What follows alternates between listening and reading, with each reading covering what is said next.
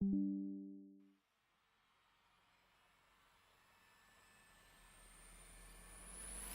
Phenomenal Fan Podcast, a podcast by the fan, for the fan.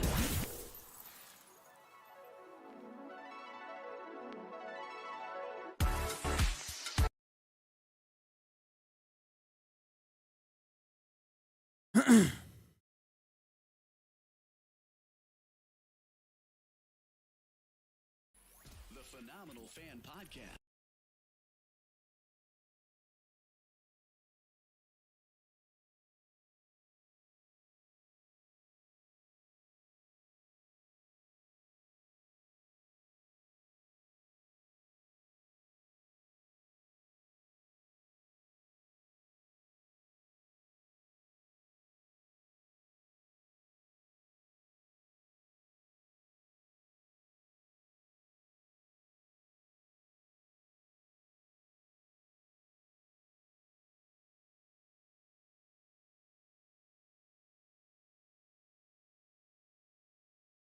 What is going on, everybody?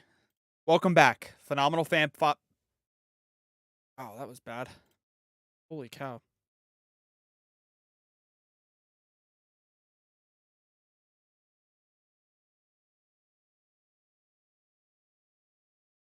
What is going on?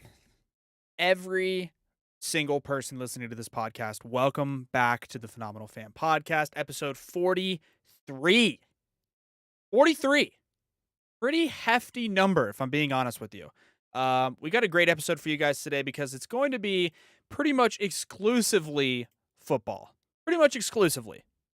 So, we've got a great episode for you guys today because the college football playoff is hanging in the balance in this upcoming weekend. We're going to make, I guess you could say predictions, but also just general conversation about who is going to be in the top four versus who should be in the top four. We'll have an NFL recap. We'll have some ridiculous overreactions and thoughts on the NFL week that just transpired. There's been a lot going on in the NFL, and some teams have shown that they're good. There's some teams that have shown that they're not good. So we'll dive into all that after week 11 in the NFL. And otherwise, hopefully you guys enjoy.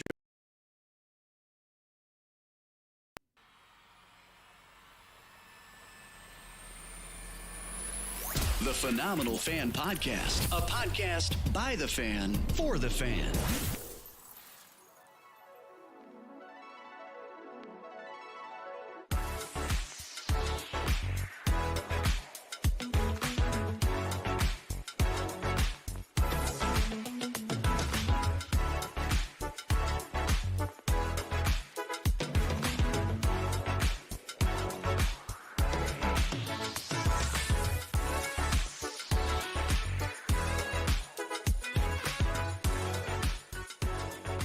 All right, welcome back. Phenomenal Fan Podcast, episode 43. We are live on YouTube, live on TikTok, and we are going to go through the college football and NFL news that has gone on in the last week or so. College football was crazy. It was absolutely bananas the last weekend that we just went through. Week 12, technically, of the college football season.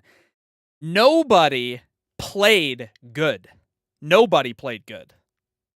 And I mean nobody, okay? Georgia, number one Georgia, beat unranked Kentucky by 10 points, 16-6. They scored 16 points against Kentucky.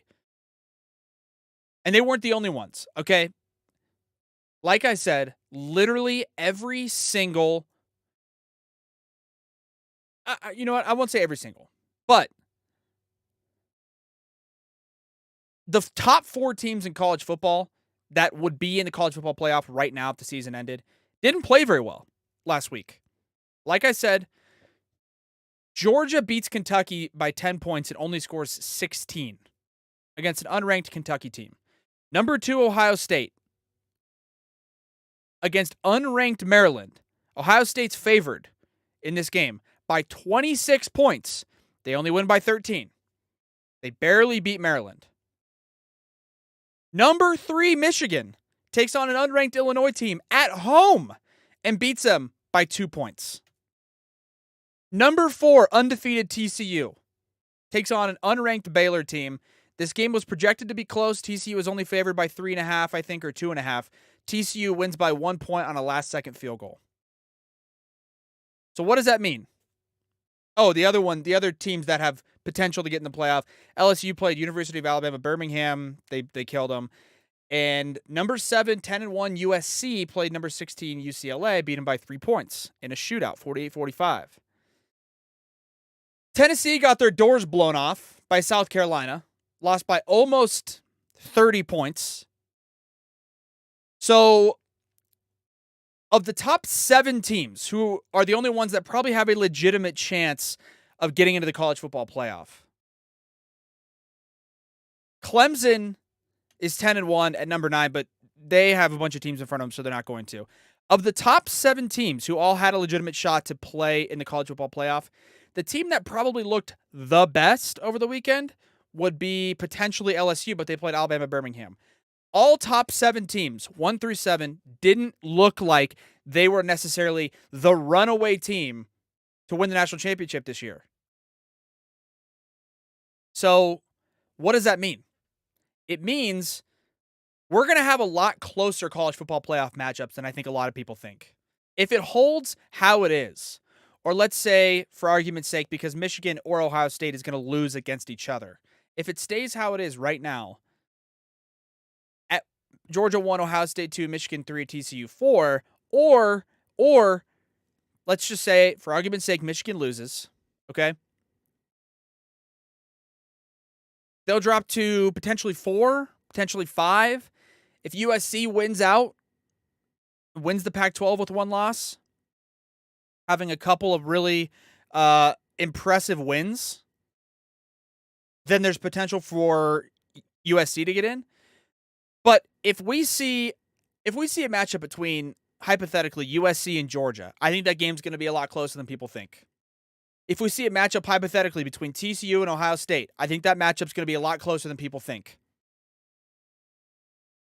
There seems to be this idea that Georgia is just the dominant force. They're the team to beat this year in college football. I think we have an opportunity this year to see a number 3 seed versus a number 4 seed in the championship game of the college football playoff. Legitimately. Because Georgia goes in a road game and scores 16 points against Kentucky. Come on, Kentucky is 3-5 in the SEC this year, and they only score 16 points. I know they're 11-0. I know they went 8-0 in the SEC. I get it. Okay. I just don't know. I don't know.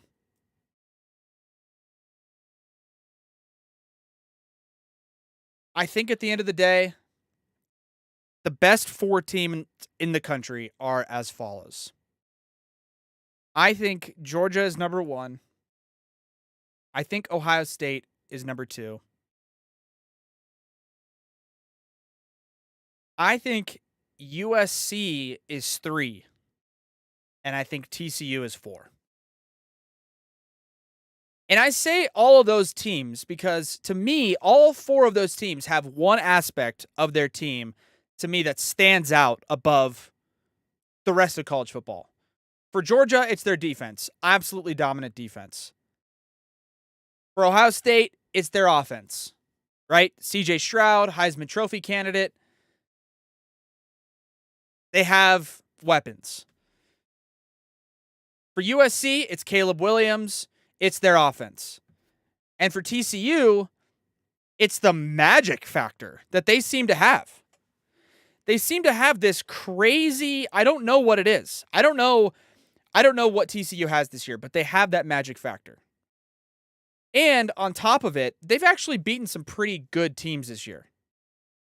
They beat, at the time, number 18 Oklahoma, at the time, number 19 Kansas, at the time, number 8 Oklahoma State, at the time, number 17 Kansas State, and at the time, number 18 Texas. Then they beat Baylor last week. They got Iowa State to end the year, and then they're going to be in the Big 12 championship.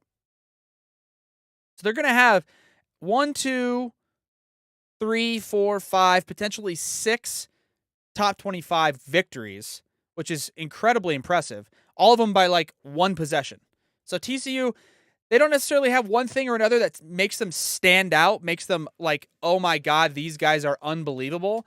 It's just that they find a way to win. And I think that's a seriously good factor for teams to have.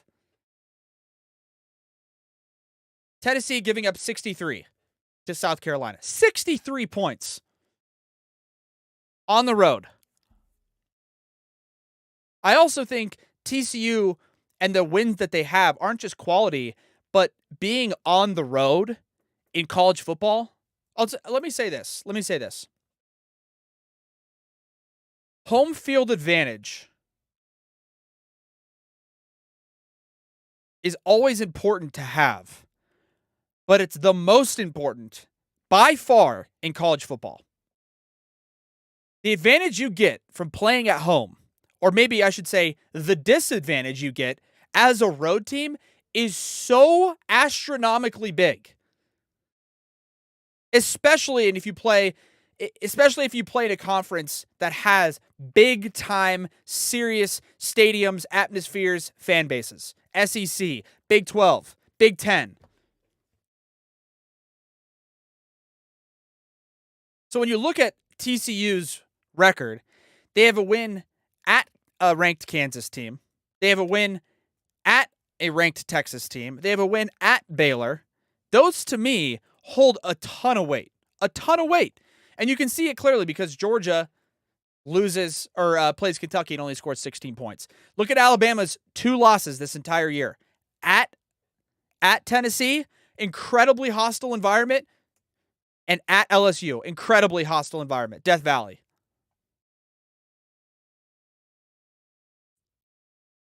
Look at Tennessee's 2 losses this year. At Georgia, at South Carolina.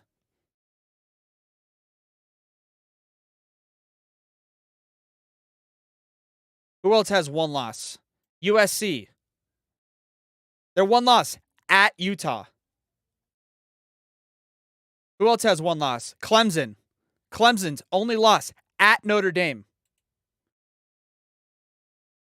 Winning big-time ranked matchup games in college football on the road is the determining factor about how good a team actually is. That's why I don't know if Georgia's that good. That's why I don't know. Because they haven't had to play anybody in a true road game this entire year.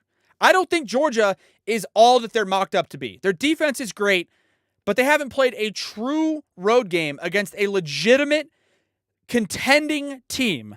They haven't played anybody in the top 25 except for number 1 Tennessee at the time at home. They played Oregon the first game of the year. Oregon just didn't come to play, and they beat the shit out of them.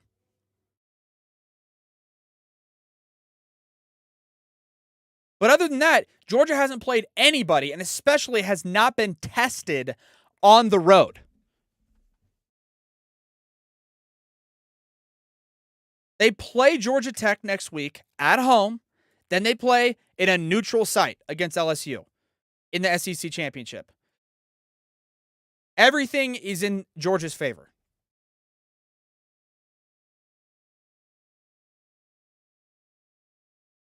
You look at a team like Michigan and why they, in my opinion, even if they keep it close with Ohio State, do not deserve to be in the college football playoff. Even if Michigan keeps it close against Ohio State and loses, they do not deserve to be in the college football playoff. Their schedule is atrocious, atrociously bad. And that's nobody's fault but their own. And unfortunately, when you play a really bad schedule like that, you have to beat every team you play by a shit ton of points. Otherwise, it looks like shit. And even when you do play shit teams and you beat them by 1 million, it doesn't look great. Michigan's played Colorado State, Hawaii, UConn, Indiana, Michigan State, Rutgers, Nebraska. They beat Illinois by 2 points at home. I personally think Ohio State is going to beat the brakes off of Michigan when they play each other. It's at Ohio State. You want to talk about who has the advantage in that game? let's say each team was completely evenly matched on at every single position on each side of the ball. Ohio State wins that game by 2 touchdowns. That's how important home field advantage is for me. On top of it, Michigan's stats just do not impress you. Quarterback play does not impress you. J.J. McCarthy, 1,900 passing yards this year, 14 touchdowns. And they haven't played anybody. Maybe he's getting pulled at halftime. I don't know. But TCU's resume, in my opinion, is probably the most impressive in college football.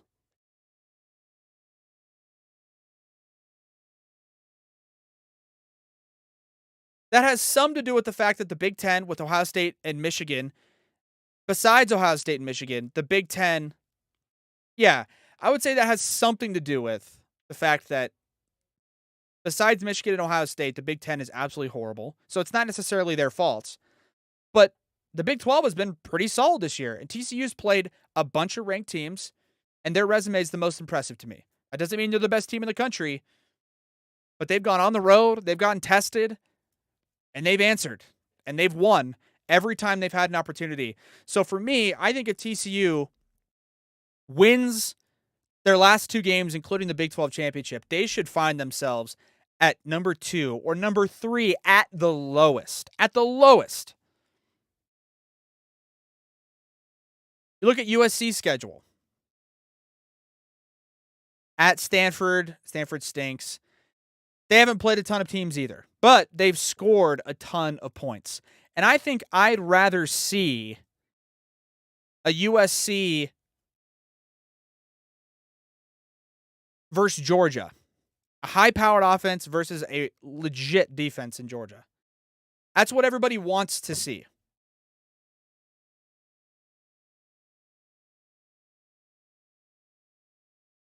I think for entertainment's sake, the top 20 or the college football playoff, for everybody's sake, I hope it's Georgia versus USC, and I hope it's either Ohio State or Michigan versus TCU. I hope it's number 1 Georgia and number 4 USC, and I hope it's number 2 Michigan/Ohio State versus number 3 TCU.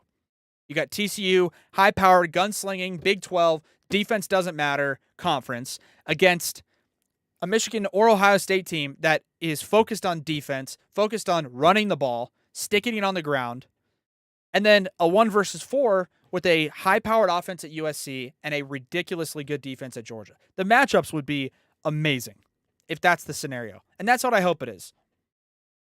But I don't know what it's going to be. Nobody knows what it's going to be. Nobody knows anything. People act like they know. People think whatever. I'm just looking forward to the expansion of the college football playoff because I think there's some other teams in here that definitely deserve, a look. LSU deserves a look. Clemson deserves a look. Alabama deserves a look. Oregon deserves a look.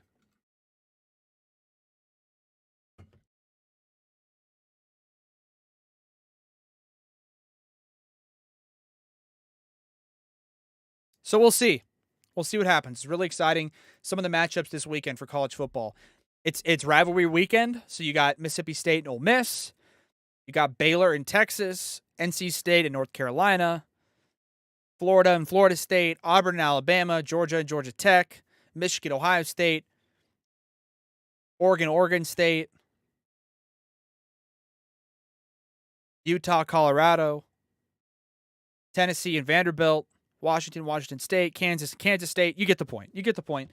It should be a good weekend. So, we'll be back next week to talk about it a little bit more. But in the meantime,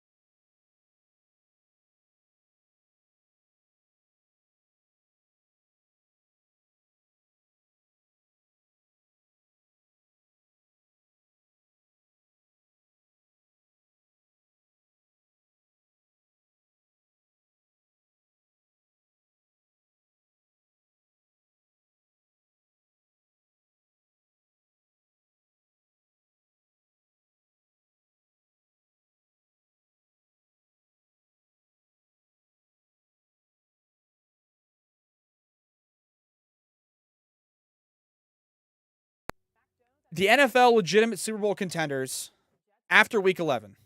Okay?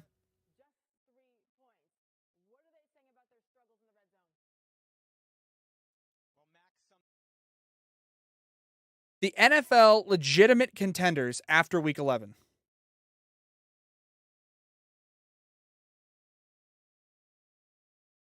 The Dolphins are I'm not Super Bowl contenders. These are the Super Bowl contenders in the NFL after week 11. The Dolphins, the Bills, the Chiefs, the Eagles, and that's it. No. And the 49ers, and that's it. Super Bowl contenders in the NFL after week 11. Dolphins, Bills, Chiefs, Eagles, 49ers, Cowboys. That's the end of the list. NFL teams that are really good, but not quite Super Bowl contenders.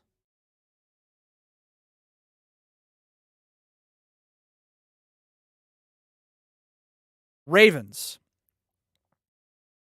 Bengals,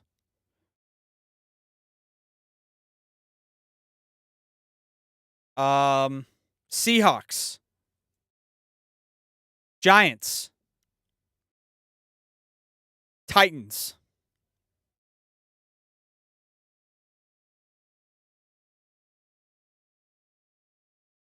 NFL teams that are above average, but will be battling for that one of those last playoff spots.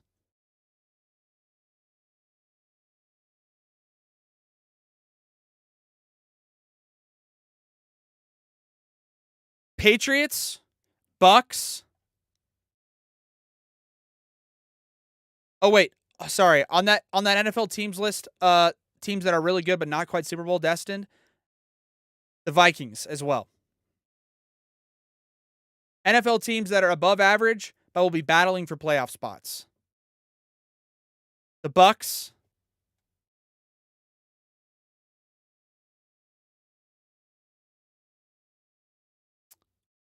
I might have already said the Chargers, but I'd say the Chargers, the Jets, the Patriots. NFL teams that aren't good at all, like are not good, but could be in a worse spot when it's all said and done. The Browns, the Colts, the Jags, the Commanders, the Cardinals, the Rams, and the Falcons, and the Lions, and the Saints. NFL teams that are really, really bad. The Broncos, the Bears, the Panthers, the Raiders, the Steelers. And I think the one team I left out was the Texans because they are just like historically really, really bad and are going to get the first pick. 1-8-1 for the Texans this year.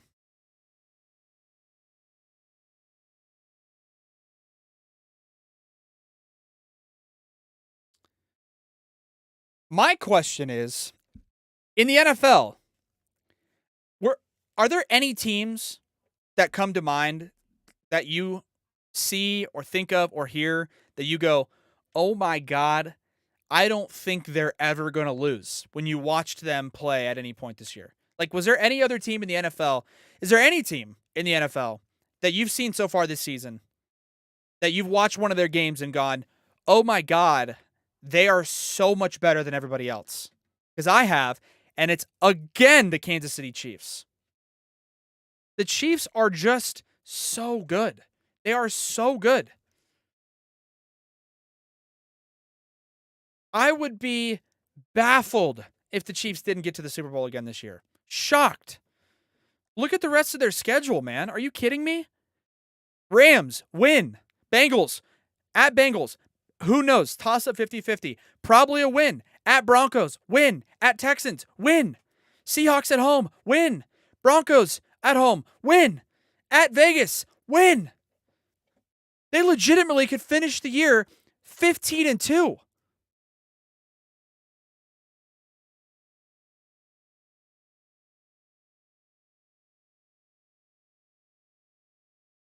Then they have a first round bye. Then they get home field advantage for the second round and the AFC Championship. And then there they are again in the Super Bowl. I mean, dude, Mahomes is ridiculous. And that takes me to my next point. Let me wrap up by saying this. There's a lot of other teams that are really good that have a legitimate shot to get to the Super Bowl. But the way the Chiefs are playing, and if they get that home field advantage again, and they come up against, let's say, the Buffalo Bills in the AFC Championship, it'll be a great game. I just don't see the Chiefs losing. They just don't lose. They don't lose at home. Yeah, I know they lost to the Bengals last year. Bengals just had that magic. I just don't see the Chiefs not at least having a close game in the AFC Championship game with an opportunity to go to the Super Bowl. Again, man. They're so good. It's crazy, man. There's some other teams you should definitely watch out for, right? Baltimore, Tennessee, the Bills, the Dolphins. And will it be the Chiefs that are going to the Super Bowl? Of course, probably not, because that's how it works, right? Last year, nobody had the Bengals going to the Super Bowl. When it's all said and done, the Dolphins will probably go to the Super Bowl, or the Ravens, or the Titans somehow. But man, oh man, is Patrick Mahomes, and the Chiefs are just special. They're just special. On the other side of on the other side in the NFC, I know the Eagles are 9-1. I know the Vikings are 8-2. I know the Cowboys just destroyed the Vikings and they're 7-3. The Giants are 7-3. But when I look at the NFC West and I see the San Francisco 49ers at 6-4, and I just watch them play, it is an absolute onslaught of weapons on both sides of the ball. And of those weapons, their quarterback wouldn't even make the list of the top 8 to 10 best players on their team. Their quarterback. Can you say that about any other team in the NFL that's winning or doing really well? Of those teams, all the teams I listed, right? You look at the Eagles. Jalen Hurts is a top 3 player on that team. The Vikings, Kirk Cousins is a top 8 player on that team. Dak Prescott's a huge reason why the Cowboys are good. Mahomes with the Chiefs, Lamar with the Ravens, Tua with the Dolphins, Josh Allen with the Bills, right? It's an important position. But you look at the 49ers, Jimmy G is really solid, and this is not a dig on him, but my goodness, Brandon Ayuk, Deebo Samuel, Christian McCaffrey, George Kittle, Nick Bosa, Fred Warner. It is ridiculous how much. It's ridiculous how the 49ers, first of all, are 6-4, and second of all, how they should be, in my opinion, one of the top 3 odds-on favorites to win the Super Bowl. They are scary good. If I had to make my picks for the Super Bowl right now, I'd expect a Chiefs and 49ers rematch from 2020. That's what I'd expect. The 49ers are nasty. Look out for San Fran. My goodness.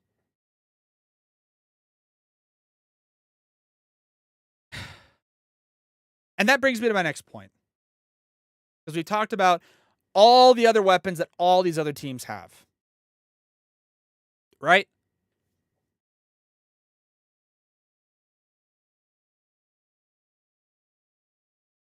Then we talk about Patrick Mahomes.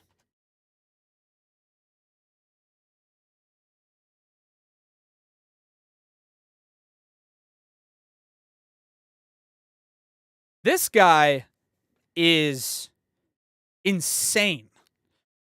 I know a lot of Patrick Mahomes' success comes out of the scheme from Andy Reid, because Andy Reid's a great coach. Okay? But if Patrick Mahomes stays on this path and trajectory, he's going to find himself in the Tom Brady, Peyton Manning greatest of all time conversation quickly. Like within the next 5 to 7 years. Look at what he's had to deal with this season, right? Last year and every year, he's put up crazy numbers. They lose Tyreek Hill, a top 3 receiver in the league. Yeah, he's still got Kelsey, but losing a guy like that is huge. They reload. They get Juju Smith-Schuster. They had guys like Mecole Hardman. The amount of receivers that have been injured for Patrick Mahomes this year, and it just hasn't changed his production. It's crazy.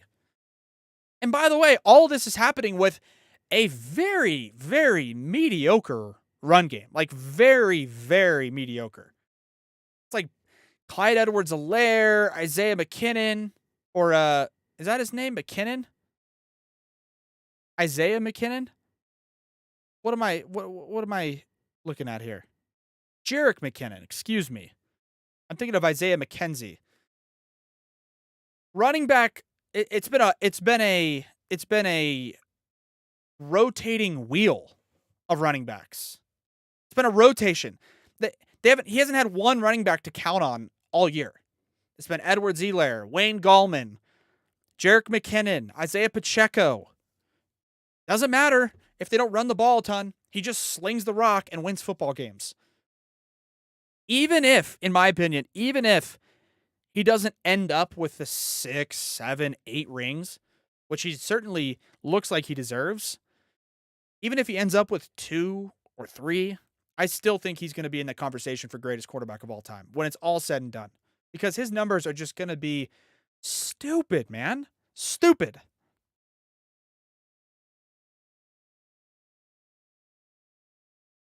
He may not have the rings. I get it. But who else is really going to find themselves in a situation like Tom Brady with Bill Belichick and the defenses, in such a bad division too? Like, this isn't a knock on Tom Brady. And maybe half the reason why the division was so bad is because he came in and dominated. But every year, Tom Brady had to deal with Jets. The Bills were horrible. And the Dolphins were horrible. Horrible division. Every single year Patrick Mahomes has been in the league, either the Broncos have been amazing, the Chargers have been really good, and the Raiders have been competitive. I mean, look at last year. The Raiders made the playoffs, and they're the worst team in the division, I think. Now the Broncos have Russell Wilson. Chargers have Justin Herbert. Weapons everywhere, all across the division. Doesn't matter. 8-2. Chiefs are 8-2. Oh. By the way,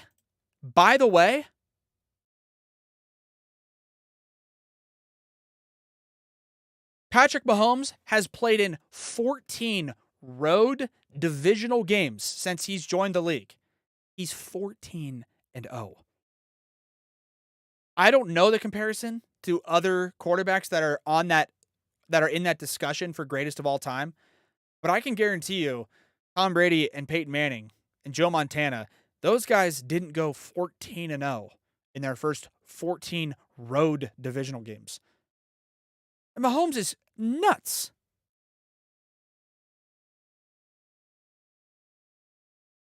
He's crazy, crazy good.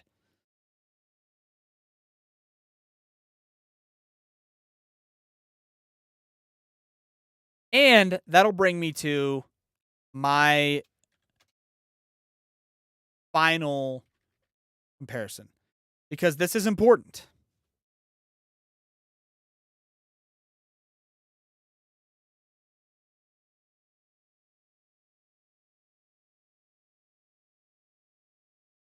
And I don't know, I don't mean this as a dig on any quarterbacks in the NFL that are in that discussion that we've talked about. I don't mean this as a dig on Mahomes. I don't mean this as a dig on Tom Brady. Okay? But I saw a tweet from, I think it was Barstool, or I'm not sure. But I saw a tweet that said which tight end is better, basically, Kelsey or Gronk. I think no matter what, both of these guys will be 1 and 2, no matter where you argue when it comes down to it at the end of the day, all time at tight end. Because not only are you going to see their stats prove that, but on top of it, they both will have played with, I think, who will end up being number 1 and number 2, depending on your argument, as far as quarterbacks all time, between Mahomes and Tom Brady. You look at Kelsey's career. He has 68 career touchdowns. He has 9,800 career receiving yards. Gronk has 92 career touchdowns in 143 games. So Gronk has 143 games. Kelsey has 137. So only 6 more games. Gronk has 92 touchdowns. Kelsey has 68.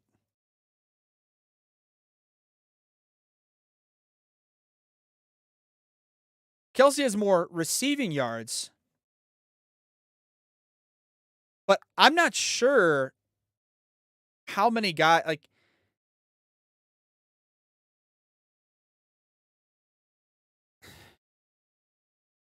dude, 143 games divided by 92 touchdowns. Gronk's averaging a touchdown and a half per game. I know Kelsey's amazing. I know he's amazing. I think they're 2 different types of tight ends.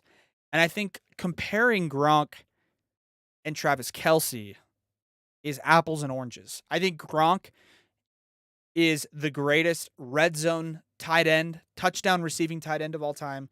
And I think Kelce is the best receiving tight end of all time when it's going to be all said and done. You also have other guys like Tony Gonzalez, Antonio Gates.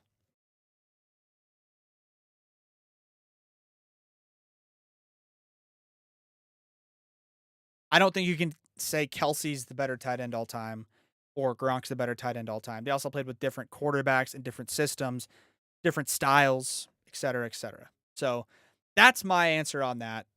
And if you were wondering, you're debating the best tight end of all time, just they're all amazing. All right. And that'll wrap it up. Appreciate you guys tuning in to episode 43 of the Phenomenal Fan Podcast. It was a doozy. It was a good one. Really enjoy talking football. Hopefully we have some more help soon. We'll see. We may have different guys helping out, contributing, jumping in. Who knows? But appreciate you guys tuning in to episode 43. Hopefully you guys enjoyed it, and we'll catch you guys on the next episode. Peace out. Thanks for listening to the Phenomenal Fan Podcast. Want more? Follow us on social media and subscribe to Patreon for exclusive content.